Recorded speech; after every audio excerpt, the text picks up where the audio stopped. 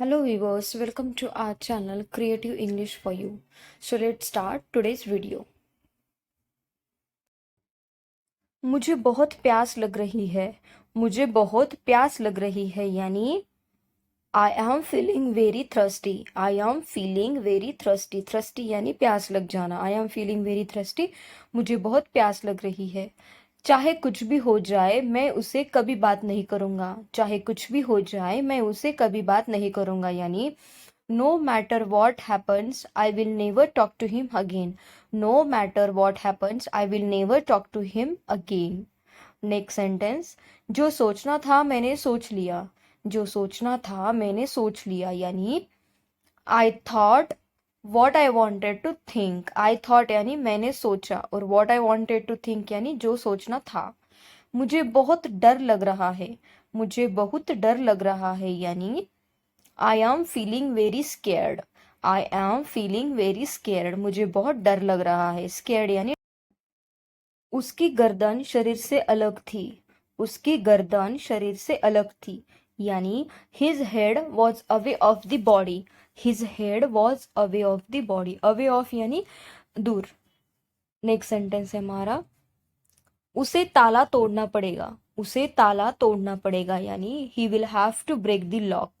He will have to break the lock. उसे ताला तोड़ना पड़ेगा। ब्रेक यानी तोड़ना। मुझे उसका चेहरा नहीं देखना है। मुझे उसका चेहरा नहीं देखना है यानी I don't want to see her face. I don't want to see her face. मुझे उसका चेहरा नहीं देखना। शुक्र मनाओ कि हम गए नहीं। शुक्र मनाओ कि हम गए नहीं यानी be grateful that we didn't go. Be grateful का मतलब होता है शुक्र मनाओ दैट वी डिडंट गो। शुक्र मनाओ कि हम गए नहीं। गलती से भी उसे मत बुलाना। गलती से भी उसे मत बुलाना यानी don't call him even by mistake. Don't call him even by mistake. गलती से भी उसे मत बुलाना। मुझे अंदाजा था कि वह बीमार है। मुझे अंदाजा था कि वह बीमार है यानी I had an inkling that she was ill. Ill यानी बीमार और इंक्लिंग का मतलब होता है उस दिन तुमने मुझे रुलाया था। उस दिन तुमने मुझे रुलाया था यानी you made me cry the other day. You made me cry the other day. Other day यानी उस दिन। नेक्स्ट सेंटेंस हमारा मुझे कल छुट्टी मिल सकती है क्या। मुझे कल छुट्टी मिल सकती है क्या यानी can I get a leave tomorrow. Can I get a leave tomorrow. मुझे कल छुट्टी मिल सकती है क्या। लीव यानी छुट्टी। देर से ही सही पर तुम्हें अक्ल तो आई। देर से ही सही पर तुम्हें अक्ल तो आई यानी it's okay even if late but you got wisdom. It's okay even if late but you got wisdom. Wisdom यानी अक्ल। देर से ही सही पर हम पहुंच गए। देर से ही सही पर हम पहुंच गए।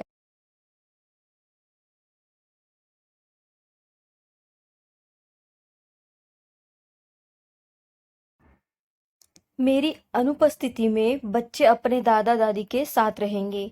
मेरी अनुपस्थिति में बच्चे अपने दादा दादी के साथ रहेंगे यानी the children will be with their grand parents in my absence. In my absence यानी मेरी अनुपस्थिति में और ग्रैंड पेरेंट्स यानी दादा दादी।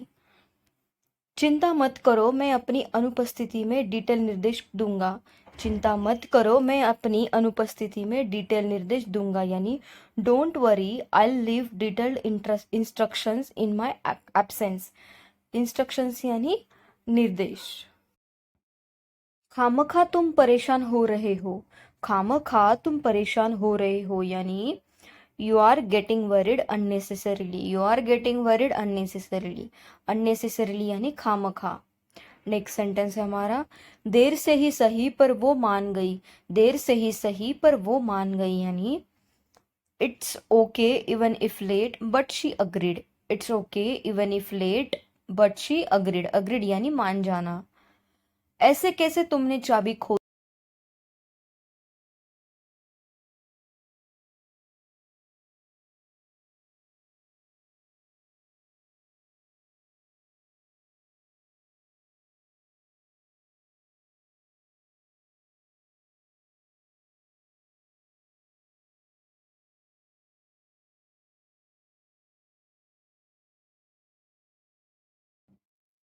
वह हमेशा व्यस्त होने का नाटक करता है। वह हमेशा व्यस्त होने का नाटक करता है यानी he always pretends to be busy. He always pretends to be busy. Busy यानी व्यस्त और प्रिटेंड करना यानी नाटक करना। यही तो मैं आपको बताना चाहता था। यही तो मैं आपको बताना चाहता था यानी this is what I wanted to say you. This is what I wanted to tell you. You can say tell और से। जो देखना था मैंने देख लिया। जो देखना था मैंने देख लिया यानी I saw what I wanted to see. I saw यानी मैंने देखा। I saw what I wanted to see. बीमार होने का नाटक मत करो। बीमार होने का नाटक मत करो यानी don't pretends to be ill. Don't pretends to be ill. बीमार होने का नाटक मत करो। मैंने उसकी आवाज़ पहचान ली। मैंने उसकी आवाज़ पहचान ली यानी आई रिकॉग्नाइज्ड हिज वॉइस। आई रिकॉग्नाइज्ड हिज वॉइस। रिकॉग्नाइज का मतलब होता है पहचानना। हम यह सबक पहले ही सीख चुके हैं।